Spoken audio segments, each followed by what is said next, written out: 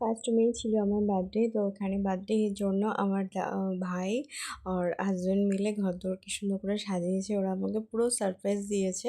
আমি এসবই কিছুই জানতাম না। তো সারপ্রাইজ পেয়ে তো খুবই ভালো লাগলো। আর এভাবে সারপ্রাইজ পেয়ে দেখো এই যে ড্রেসটা পরে আছি, এটা আমার শ্বশুরবাবা দিয়েছেন।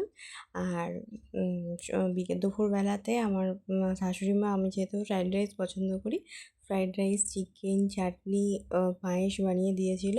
আর গতকাল অর্থাৎ কালকের বাংলা ডেট অনুযায়ী আমার কালকের বার্থডে ছিল। তো সেই হিসেবে মায়ের কাছে এসেছি। মাও আমাকে এখানে ভাত, মাছের মাথা দিয়ে ডাল, পটল ভাজা, যেটা আমার খুবই কিছু পছন্দের তোমরা জানো, চিংড়ি মাছের মালাইকারি, চিকেন, চাটনি সব কিছু করে দিয়েছে। সব মিলিয়ে আমার বার্থডেটা খুব খুব খুব খুব খুব ভালো কেটেছে।